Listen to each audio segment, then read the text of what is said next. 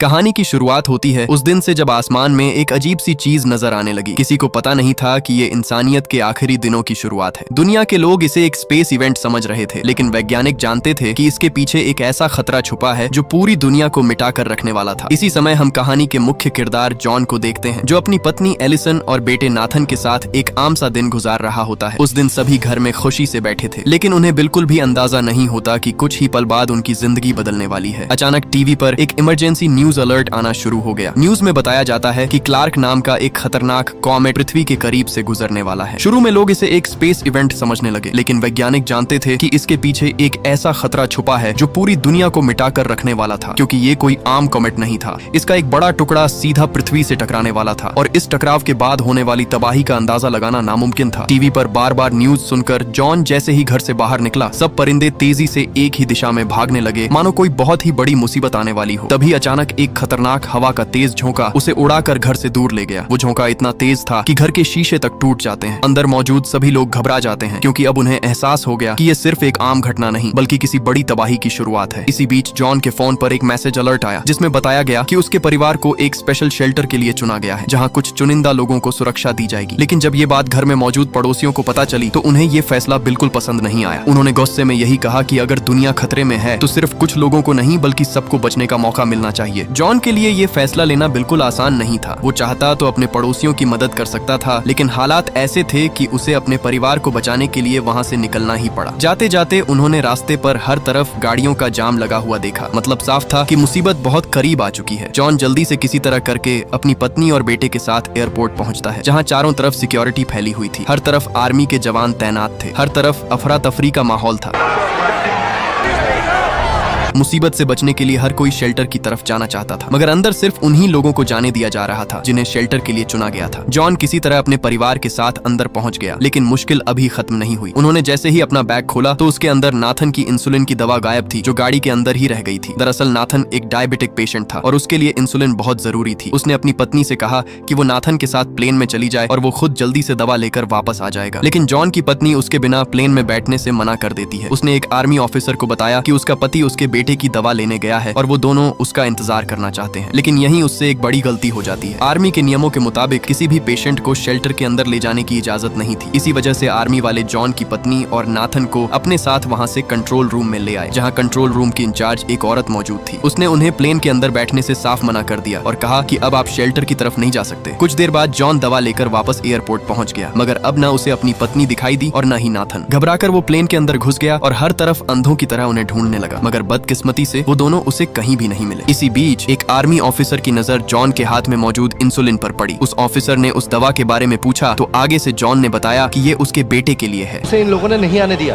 कहा किसी बीमार को नहीं लेंगे। ये सुनकर जॉन के रोंगटे खड़े हो गए। वो तुरंत प्लेन से बाहर निकलने के लिए भाग पड़ा, लेकिन तब तक बहुत देर हो चुकी थी। प्लेन का दरवाजा लगभग बंद होने को था, मगर उसकी बदकिस्मती अचानक पूरे एयरपोर्ट के बाहर हालात बिगड़ने लगे। सब लोग आर्मी के कंट्रोल से बाहर हो चुके थे। लोग हर हाल में अंदर घुसना चाहते थे। सब लोग अपनी जान बचाने के चक्कर में प्लेन की तरफ दौड़ पड़े। आर्मी उन्हें रोकने की पूरी कोशिश करने लगी, लेकिन भीड़ इतनी ज्यादा थी कि किसी के लिए कुछ कर पाना मुश्किल हो गया। इसी अफरा तफरी के बीच एक गोली सीधा एक आर्मी वाले को जा लगी। उस गोली की वजह से फ्यूल के पाइप से फ्यूल लीक होने लगा और देखते ही देखते अचानक वहां आग फैल गई। कुछ ही पलों में एक प्लेन भी इस तबाही की लपेट में आ गया, जिससे एक बहुत ही बड़ा धमाका हो गया। धमाका इस कदर जोरदार था कि वहां मौजूद किसी भी शख्स को जान बचाने का मौका तक न मिला और सबके सब वहीं पर जलकर राख हो गए। उधर जॉन की पत्नी भी वहां से जान बचाकर भाग रही थी। तभी उन्होंने ये सब देख लिया। अब जॉन के लिए अपनी पत्नी और बेटे तक पहुंचना और भी मुश्किल हो गया। कोई रास्ता न देखकर उसकी पत्नी ने एक मैसेज भेज दिया कि वो दोनों अपने पिता के घर जा रहे हैं। उधर चारों तरफ लोग अपनी जान बचाकर दूसरे प्लेन की तरफ दौड़ रहे थे। इसी बीच जॉन किसी तरह अपनी जान बचाते हुए वापस अपनी गाड़ी तक आ गया, लेकिन तब तक उसकी पत्नी वहां से जा चुकी थी। उसकी पत्नी का छोड़ा गया नोट देखकर वो समझ गया कि उसका परिवार कहाँ गया है। अब उसके पास सिर्फ एक ही मकसद था, किसी भी तरह अपनी पत्नी और बेटे तक पहुंचना। उधर जॉन की पत्नी अपने बेटे की दवा लेने एक मेडिकल स्टोर में चली गई। वो वहां से कुछ दवाइयां इकट्ठा कर ही रही थी कि अचानक उस स्टोर पर गुंडों ने हमला कर दिया। एलिसन किसी तरह अपनी जान बचाते हुए वहां खड़ी एक गाड़ी में बैठ गई। सफर के दौरान जब गाड़ी वाले को पता चला कि उन दोनों को शेल्टर के लिए चुना गया था, लेकिन बेटे की मेडिकल कंडीशन की वजह से उन्हें प्लेन में जगह नहीं मिल पाई, यहीं से उस आदमी को सब समझ आ गया। वो आदमी तुरंत गाड़ी से उतरा और जबरदस्ती जॉन की पत्नी को गाड़ी से उतार कर नीचे फेंक दिया, जबकि उसके बेटे नाथन को अपने साथ लेकर वहां से चला गया। दूसरी तरफ जॉन अपने परिवार तक पहुंचने की कोशिश कर रहा था, तभी आसमान से एक और कॉमेट धरती की तरफ गिर गया। उसके गिरते ही एक भयानक तबाही मच गई। हर तरफ लोग अपनी जान बचाकर इधर उधर भागने लगे, मगर जॉन किसी तरह वहां से बच निकला। रास्ते में उसे खुशकिस्मती से आर्मी का एक ट्रक मिल गया जो कनाडा की तरफ जा रहा था। वो बिना देर किए उस ट्रक में बैठ गया। सफर के दौरान उसकी मुलाकात एक आदमी से हुई जिसने उसे एक हैरान कर देने वाली बात बताई। उसने बताया कि दुनिया भर के कुछ चुनिंदा लोगों के लिए ग्रीनलैंड में एक अंडरग्राउंड शेल्टर तैयार किया गया है, लेकिन वहाँ हर किसी को जगह नहीं मिल पाई। सिर्फ उन लोगों को चुना गया जो आने वाली तबाही के बाद नई दुनिया को दोबारा खड़ा करने में मदद कर सकते हैं। तभी हमें पता चला कि जॉन पेशे से एक आर्किटेक्ट है। इसी वजह से उसका नाम भी उन लोगों की लिस्ट में शामिल किया गया। डॉक्टर, इंजीनियर और दूसरे एक्सपर्ट्स को भी इसीलिए चुना गया ताकि अगर इंसानियत बच जाए तो वो दोबारा सब कुछ शुरू कर सकें। लेकिन ट्रक में मौजूद एक और शख्स की नजर जॉन के हाथ में बंधे ब्रेसलेट पर पड़ गई। उसे समझ आ गया कि ये ग्रीनलैंड में एंट्री का पास है। लालच में आकर वो किसी भी तरह ये ब्रेसलेट जॉन से लेना चाहता था, मगर जॉन ने उसे साफ मना कर दिया। आगे से वो शख्स उसे धमकी देने लगा, लेकिन जॉन अपनी जिद का पक्का था। उसने साफ इनकार कर दिया। इसी वजह से दोनों के बीच हाथापाई शुरू हो गई। उस हाथापाई में ट्रक का संतुलन बिगड़ गया, जिससे सब लोग ट्रक से नीचे जा गिरे। गिरते ही कुछ लोग वहीं पर मारे गए, मगर खुशकिस्मती से जॉन उस हादसे में बच गया। उधर जॉन की पत्नी एलिसन सड़क पर खड़ी सब लोगों से लिफ्ट मांगती रही, मगर किसी ने उसे मुंह तक नहीं लगाया। इसलिए वो बिना देर किए खुद पैदल ही एयरपोर्ट की तरफ दौड़ पड़ी। दूसरी तरफ जॉन की पत्नी को लिफ्ट देने वाला आदमी जॉन के बेटे को लेकर एयरपोर्ट पहुंच गया। उसका गंदा प्लान था नाथन के ब्रेसलेट का फायदा उठाकर खुद और अपनी पत्नी के साथ शेल्टर में पनाह लेना। उसने आर्मी ऑफिसर से झूठ बोला कि भीड़ में उनके ब्रेसलेट खो गए और ये बच्चा उनका बेटा है। पहले तो आर्मी वालों ने उसकी बात मान ली, लेकिन तभी जॉन का बेटा तुरंत बोल पड़ा, ये मेरे पेरेंट्स नहीं है।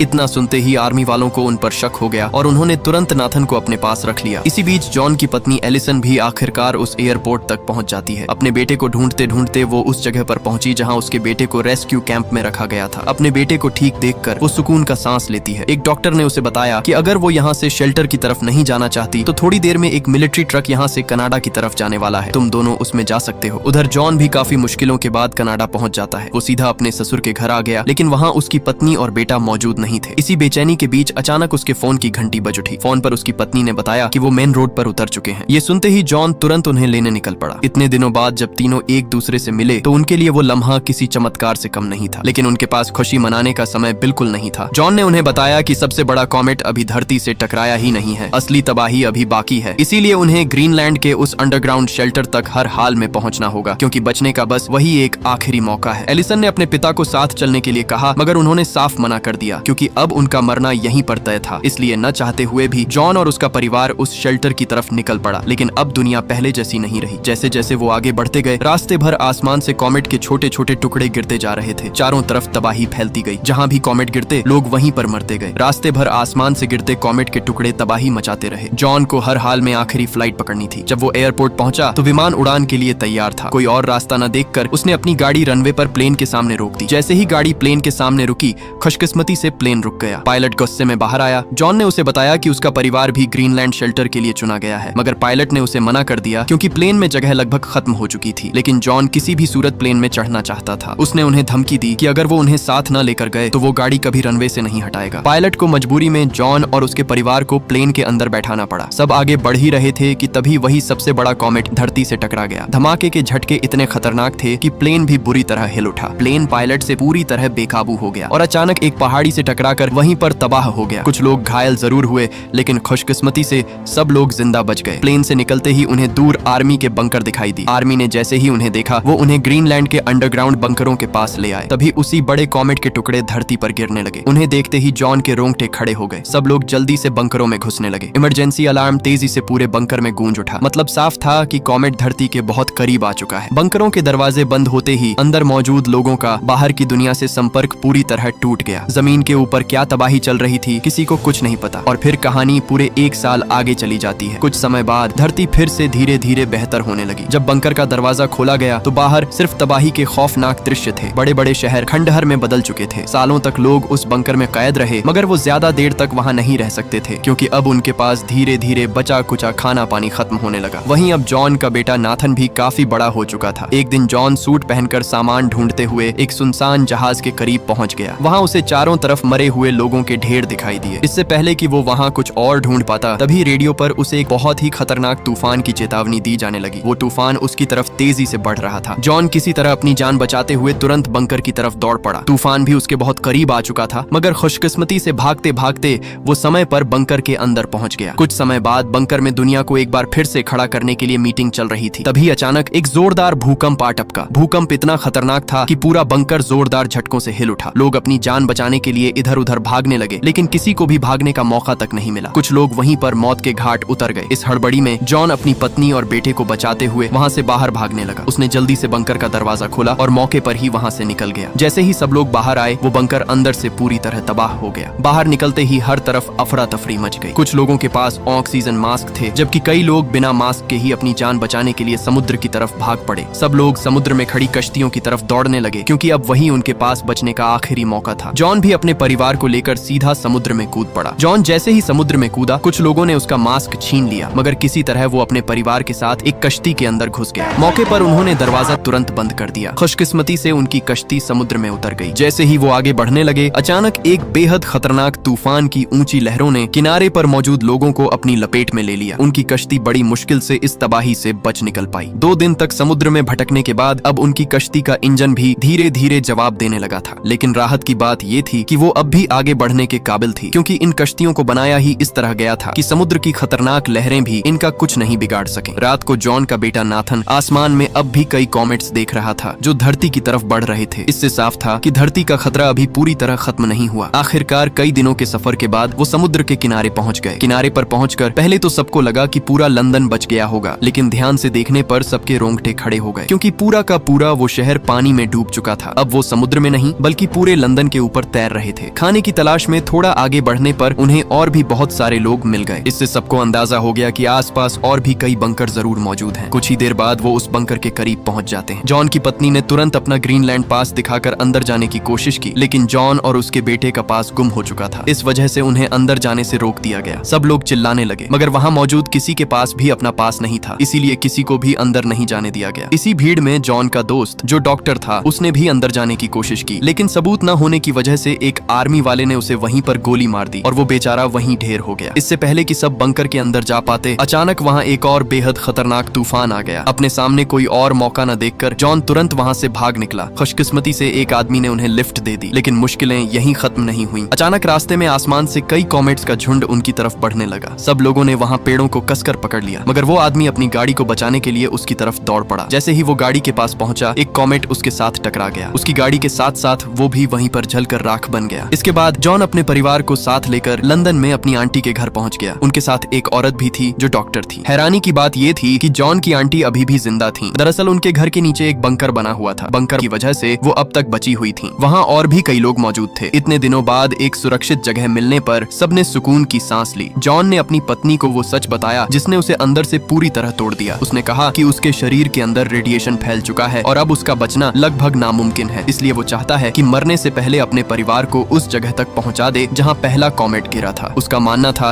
कि शायद वहीं से जिंदगी दोबारा शुरू की जा सकती है। अगली सुबह सब सफर पर निकलने के लिए तैयार हो गए। जॉन की आंटी ने उसे अपनी सुरक्षा के लिए एक बंदूक भी दे दी। सफर के दौरान दिन भर सब ठीक रहा, लेकिन रात होते ही कुछ लुटेरों ने उन पर हमला कर दिया। इस हमले में उनके साथ मौजूद डॉक्टर मौके पर ही मारी गई, लेकिन जॉन ने हिम्मत नहीं हारी। वो तुरंत गाड़ी से बाहर निकला और एक के बाद एक सभी लुटेरों को मौत की नींद सुला दिया। सुबह होते ही उन्होंने डॉक्टर को दफनाया और एक बार फिर से अपने सफर की तरफ निकल पड़े। कई मुश्किलों के बाद जब वो एक जगह पहुंचे तो उनके होश उड़ गए, क्योंकि जहां सालों पहले समुद्र हुआ करता था, आज वो सूख कर पूरी तरह खत्म हो चुका था। थोड़ा आगे जाने पर उन्हें बहुत सी गाड़ियां खड़ी दिखाई दी, क्योंकि आगे से जाने का कोई रास्ता ही नहीं था। जमीन बीच से फट चुकी थी। उस जमीन को फटा देखकर उनकी रूह कांप उठी। उसे पार करने का सिर्फ एक ही रास्ता पतले से रस्से का पुल था। यहाँ न चाहते हुए भी जॉन अपने परिवार के साथ हिम्मत करके उस पर चलना शुरू कर देता है, मगर उस पुल को पार करना इतना आसान नहीं था। तेज हवाओं और हिलती हुई जमीन की वजह से उनका ये सफर और भी ज्यादा खतरनाक हो गया। कई लोग रास्ते में ही गिरकर अपनी जान गंवा बैठे, क्योंकि वहाँ की चट्टानें धीरे धीरे कमजोर पड़ने लगी थीं। मगर जॉन ने किसी तरह अपनी पत्नी और बेटे को संभालते हुए उस खाई को पार कर लिया, जबकि ज्यादातर लोग पीछे ही मारे गए। खाई के दूसरी तरफ पहुंचकर वे उस जगह की तरफ बढ़ते हैं जहां पहला कॉमेट गिरा था, लेकिन वहां पहुंचकर उन्हें कोई हरियाली या सुरक्षित जगह नजर नहीं आई। हर तरफ जली हुई जमीन थी। वहां सब कुछ तबाह हो चुका था, जिसे देखकर जॉन के होश ही उड़ गए। लेकिन इससे पहले कि वे वहां से जा पाते, तभी एक हथियारबंद आदमी उनके सामने आ गया। जॉन ने उसे अपनी सारी कहानी बताई, जिसके बाद वह उन्हें पनाह के लिए अपने घर ले गया, जहाँ और भी कई लोग मौजूद थे। उसने उन्हें बताया कि जिस जगह की तलाश में वे आए हैं वह यहीं आसपास मौजूद है और लोग उसे क्रेटर के नाम से जानते हैं। लेकिन वहाँ तक पहुँचना आसान नहीं है, क्योंकि रास्ते में जंग का माहौल है। जो भी वहाँ जाता है उसे लुटेरे वहीं पर भून डालते हैं। वहाँ कई खतरनाक लोग मौजूद हैं। मदद के लिए वह आदमी अपनी बेटी को उनके साथ भेजने का फैसला करता है। उसने उन्हें मैप दिखाकर कहा कि ये रास्ता सीधा तुम्हें वहाँ तक ले जाएगा। उसने उसे एक फोटो देकर कहा कि इसे रास्ते में आने वाली एक चेक पॉइंट पर दिखाना, फिर तुम्हें आगे जाने दिया जाएगा। अगर ये फोटो कहीं गुम हो गई तो तुम वहाँ कभी भी नहीं पहुँच पाओगे। इसके बाद सब लोग दोबारा से अपना सफर शुरू कर देते हैं। कुछ देर सफर करने के बाद वे एक जगह पर आकर रुक गए, लेकिन तभी अचानक वहाँ कुछ आर्मी वालों ने उन्हें चारों तरफ से घेर लिया और उन्हें साफ मना कर दिया कि तुम सब लोग आगे नहीं जा सकते। आगे तुम्हारे लिए बहुत ज्यादा खतरा है। आगे कुछ लुटेरों से आर्मी की जंग छिड़ी हुई है। लेकिन जब उस लड़की ने अपने बारे में बताया तब उस आर्मी वाले ने उन पर भरोसा कर लिया। वो उन्हें अपने साथ लेकर उसी जगह जाते हैं जहाँ कमांडर जोनी मौजूद था। मगर जैसे ही वो उस जगह के पास पहुंचे वहाँ हर तरफ अंधाधुंध गोलीबारी शुरू हो गई। सब गोलीबारी के बीच आगे बढ़ते गए। इस हमले में बेचारे कई मिलिट्री वाले वहीं पर ढेर होते गए। बदकिस्मती से जॉन की हालत भी धीरे धीरे बिगड़ने लगी। मतलब अब उसके पास ज्यादा समय नहीं है। वो कभी भी अपनी जान की बाजी हार सकता है। जैसे तैसे करके पूरी रात का सफर तय करने के बाद सब उस चेक पॉइंट तक पहुंच जाते हैं। लेकिन वहां जाकर उन्हें पता चला कि कमांडर जोनी एक रात पहले ही हमले में मारे जा चुके हैं। ऑफिसर ने उन्हें वापस लौटने का कहा, क्योंकि अगर वो 1 मिनट भी यहाँ ठहरे तो सबके सब मारे जाएंगे। मगर जॉन ने साफ कह दिया कि वो अब यहाँ से कहीं नहीं जाएगा। अब वो हर हाल में अपने परिवार को क्रेटर तक लेकर ही जाएगा। उसने वो तस्वीर भी उसे दिखाई, मगर ऑफिसर ने उसे साफ मना कर दिया। अब उसका शरीर भी धीरे धीरे जवाब देने लगा था, क्योंकि रेडिएशन उसके शरीर में पूरी तरह फैल चुकी थी। जॉन की बात सुनकर ऑफिसर का दिल पिघल गया। उन पर दया करते हुए उसने उन्हें एक बस में बिठा दिया जो सीधा क्रेटर की तरफ जा रही होती है। जॉन और उसका परिवार एक बार फिर से अपने खतरनाक सफर पर निकल पड़े, लेकिन मंजिल तक पहुंचने से पहले ही एक और जोर का धमाका ठीक उनकी बस के सामने आ गिरा, जो किसी और ने नहीं बल्कि उन्हीं लुटेरों ने किया। उन लुटेरों ने उस बस पर पूरी तरह कब्जा कर लिया। बस के साथ जितने भी आर्मी वाले थे उन लुटेरों ने सबको मौत की नींद सुला दी। उन लुटेरों ने बस के अंदर बैठे सबको नीचे उतरने का हुक्म दिया। सब एक के बाद एक बस से उतरते गए, मगर जैसे ही जॉन की बारी आई उसने अपनी जान की परवाह किए बिना उस लुटेरे पर हमला बोल दिया। जॉन को लड़ता देख बाहर खड़े लोगों में भी हिम्मत आ गई। सबने मिलकर एक के बाद एक सब लुटेरों को वहीं पर ढेर कर डाला। उस लुटेरे को निपटाकर जॉन जैसे ही बस से बाहर निकला वो घायल था, क्योंकि उसे गोली लग चुकी थी। उसने तुरंत अपनी पत्नी से कहा कि समय बहुत कम है, इसलिए हमें तुरंत क्रेटर की तरफ जाना होगा। जैसे ही सब लोग गाड़ी में बैठे जॉन की पत्नी खुद आगे बढ़ी और जल्दी से ड्राइविंग सीट संभाली। वो सब तेजी से क्रेटर की तरफ बढ़ते जा रहे थे। थोड़ा ही आगे आने पर उनके रास्ते के सामने बहुत सारी गाड़ियां टूटी फूटी पड़ी थी, इसलिए उन्हें मजबूरन गाड़ी रोकनी पड़ी